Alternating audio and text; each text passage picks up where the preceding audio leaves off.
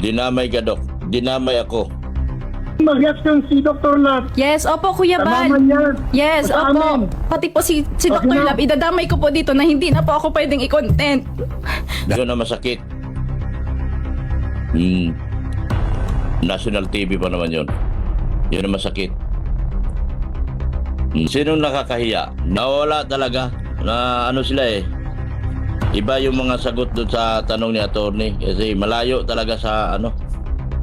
Baga parang mahirap talaga yan pag nasa ano ka. Hindi mo alam mo anong ginagawa mo pag nasa harap ka na ng ano. Ng katulad niyan, nasa harap ng TV station. Oh. Eh kung ako tanungin dyan eh dire-diretso ang sagot ko. Pati po si Dr. na. Lab, idadamay ko po Kinabahan. dito na hindi na po ako Yes, pwedeng kinabahan i-content. talaga. Sobrang kinabahan. Kaya hindi na alam mga sinasabi. Guys, yan, shoutout sa lahat. Isang mapagpalang araw po. Guys, huwag po natin kalimutan. Hingin ko po ang inyong suporta. Suportahan natin si Kuya Bal, si Kalinga Prab, si Teidna. At sa panahon ito guys, sana ipag-pray din po natin. No? Ipag-pray po natin, isama natin sa ating dalangin si Kuya Bal at ang lahat po no, na nakasupport sa Kalingap na sana po maayos na ito at sana po gumaan na po ang bawat isa. Lalo na po si Kuya Bal, si Kalinga Prab. Sana ho, si Ate Edna, sana ho gumanda na po ang kanilang mga pakiramdam. Kasi alam natin na stress din po sila. At sana po maayos na po ito. So ito po yung ating dasal no, na sana magkaayos na po ang lahat. So dito guys, balik tayo. Gawa natin ng reaction no. Itong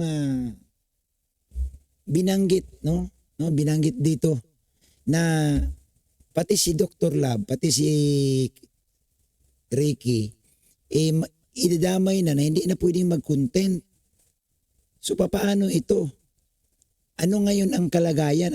Kung sakali guys, kung natotoo ito, kung sakali ito ipatupad doon sa usapan nila sa barangay at gawan talaga ito ng official record na ipatupad itong sinabi, no? Mawawalan si Ricky Rodriguez, si Dr. Lab dito. Dr. Lab na lang. Sanay na ako kay Dr. Lab. Mawawala talaga si Dr. Lab dito guys nang pwedeng i-content at maaaring bumalik siya dati sa pagcha-charity. Kaso nga lamang sa panahon ngayon, alam naman natin guys na wala na masyadong views no, sa pagcha-charity.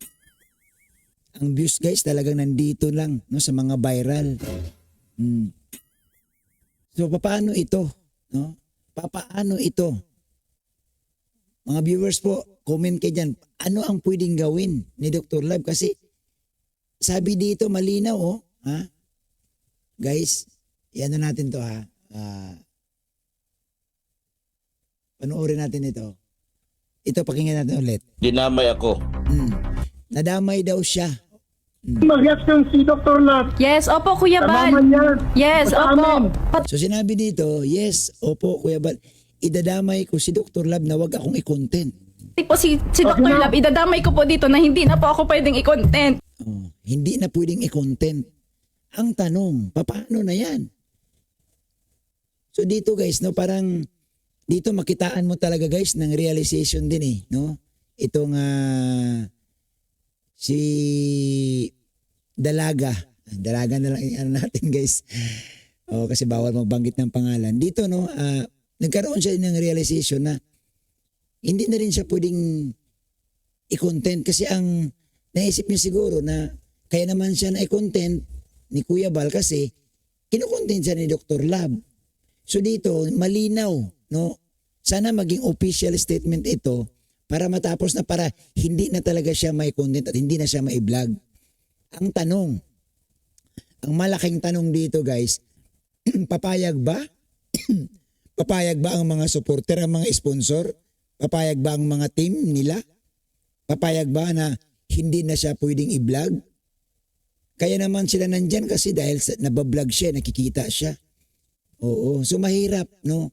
Sa panahon ngayon guys, mahirap kung ito'y ipatutupad ni Dalaga na hindi na siya pwedeng i-content ni Dr. Lab at ni Kuya Bal.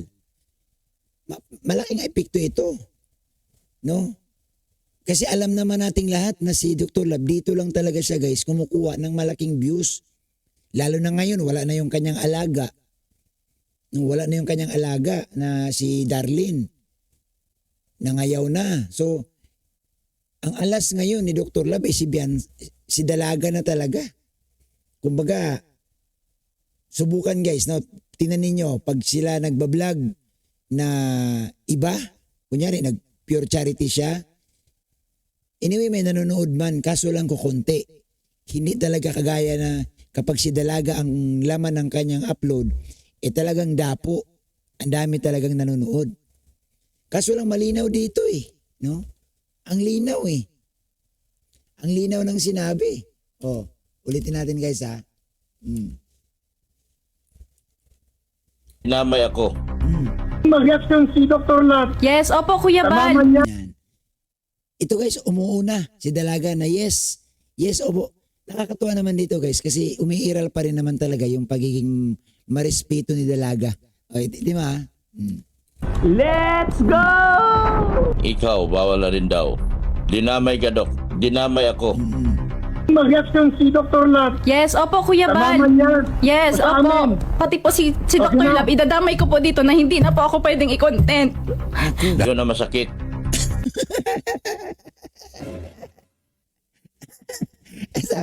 sabi guys ni Dr. Lab, ito ang masakit. Napatawa mo ako, Dok ha. Ito ang masakit. Ito guys sabi niya. Oo. Idadamay ko po dito na hindi na po ako pwedeng i-content. Yun na masakit. Yun ang masakit. Oo. So dito guys, aminado si Dr. Lab. Aminado si Dr. Lab na pag nagkatotoo ito, tagilid talaga siya. Dito sabi, inamin niya, ito ang masakit. Pagkatapos nagsabi si Dalaga na, sige po Kuya Bal, idadamay ko po dito si Dr. Lab na huwag niya na ako i-content. Anak ko. Nako guys, totoo yung kasabihan na naghangad ng malaki, lahat na wala. Kumbaga ang paghangad ng malaki na wala. Oh, ulitin ko lang guys yung sinabi Dr. Lab, idadamay ko po dito na hindi na po ako pwedeng i-content. Yun na masakit. Yun ang masakit. Nako, napakasakit niyan. No? Di ko alam guys, pero kung babasihan natin itong sinabi ni Dalaga, itong sagot ni Dr. Lab, nako, mag-isip-isip talaga dito. Kasi talagang masakit talaga ito. Kasi marinig mo mismo, galing mismo sa kanyang na-scout na hindi na siya pwedeng, hindi na magpapablog sa kanya. National TV pa naman yun. Nako. Sabi pa ni Dr. Lab, nako, National TV pa naman yun.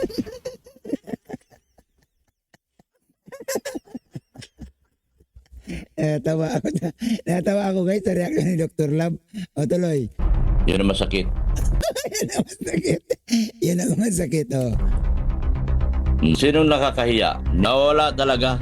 Na ano sila eh. Iba yung mga sagot doon sa tanong ni attorney. Kasi malayo talaga sa ano. Baga parang mahirap talaga yan pag nasa ano ka. Hindi mo alam mo anong ginagawa mo pag nasa Mahirap talaga. No, mahirap talaga daw kapag hindi na-memorize yung ano. yung dapat i-memorize. Nako, dapat to huwag ka magpalata. Huwag ka magpalata na. Huwag mo magitin niya na mahirap talaga. Nadamay ka. So dito guys talaga no. Inaamin man din talaga ng Dr. Lab, mahirap, no? Kagaya nadamay siya, hindi na pwedeng i-vlog si Dalaga. Sino ngayon ang ibabablog niya? Oh. Sigurado ako, no, sa panahong ito, kung matuloy man yan, na hindi na magpa-vlog, babagsak ang channel. Oh, ni Dr. Lab. Babagsak ang channel niya, guys, kapag hindi na magpa-vlog si Biancy sa kanya. Totoo lang. Babagsak talaga ang channel niya. Kasi ito na lang yung kanilang alas eh. No, kumbaga ito yung pinaka alas nila talaga, itong si Dalaga, na manatili yung kanyang mga views.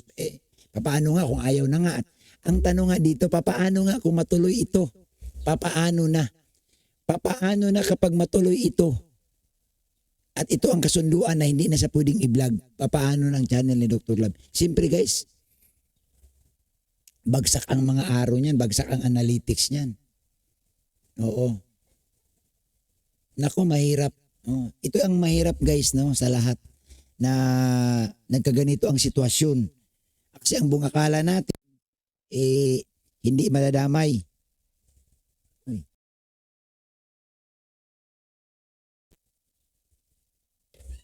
Tika lang. So guys, so yun naman po guys ang ating maiksing reaction. Salamat. So guys, yan lang mo. So guys, yan lang po muna ating maiksing reaction sa araw na ito. Natawa pa rin ako. So muli guys, samahan niyo ako muli sa susunod nating mga reaction. Salamat po. God bless.